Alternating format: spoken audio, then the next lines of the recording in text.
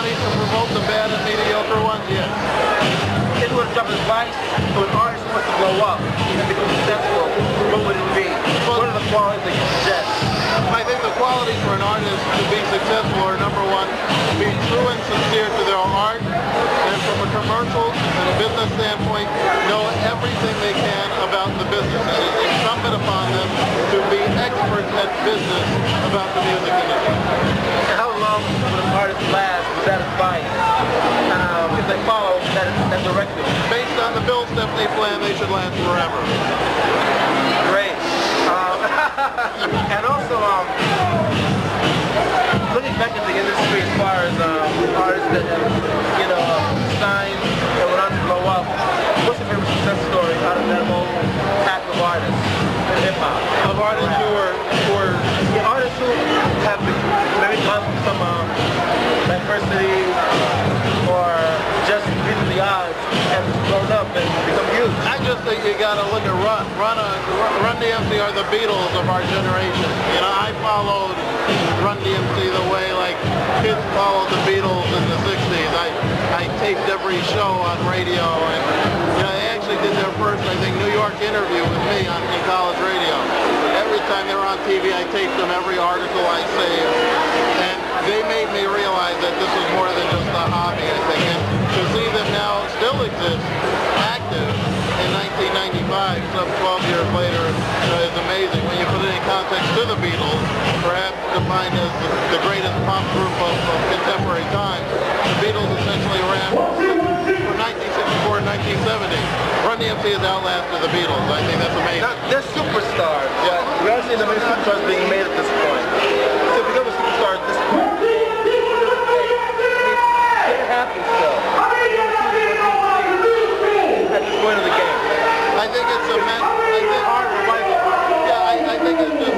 it's very hard because marketing is such a key component of creating a popular group that the artist has been reduced to commodity. I think a superstar is defined by the audience, and there seems to be a very sincere compassion between the audience and their superstars. Because of the mechanics of marketing and the importance of selling records, the idea, the concept of a superstar, I think, has been diminished. Great, I think we're done, man. All right? That's cool. Bye, Mom!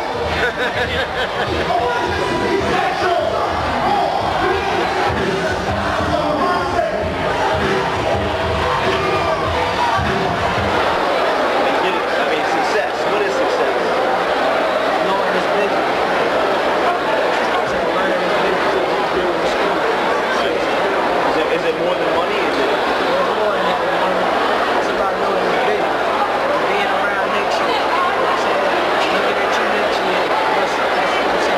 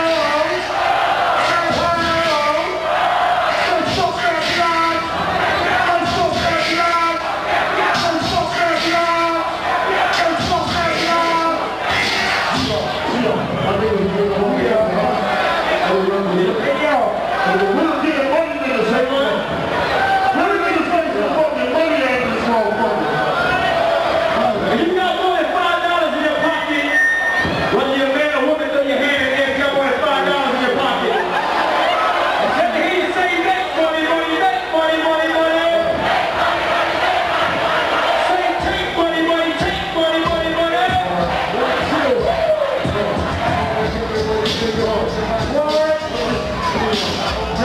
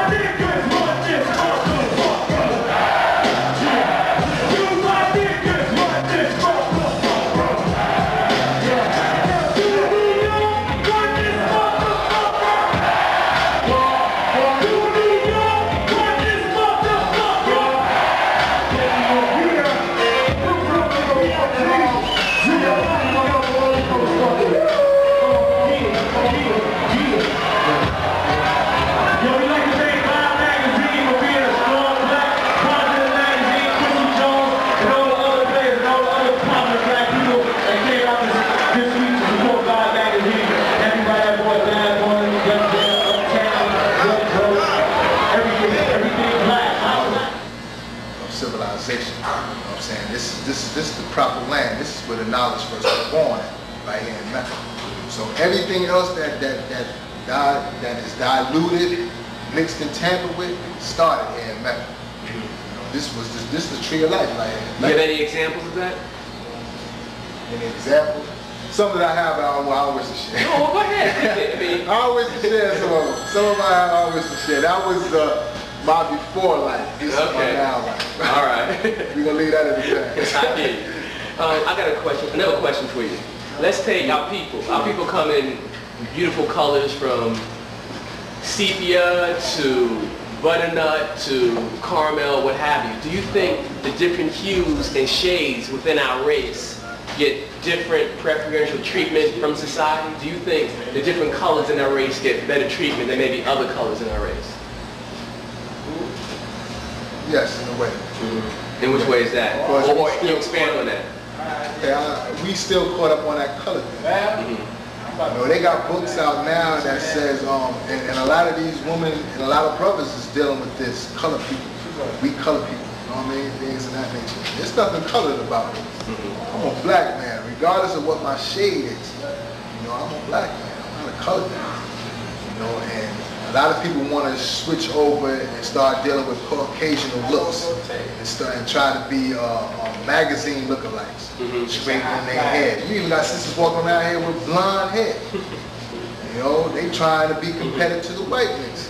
I don't understand it, but yet still they ready to talk about the white race. They not do this, they not do that, but you want to act like them and be like them. So yes, that is a big issue. But to each his own. You know what I mean? To each his own. I wouldn't have a sister like that. I wouldn't have a sister like that. No. Have you ever cut the hair of a person of another race before?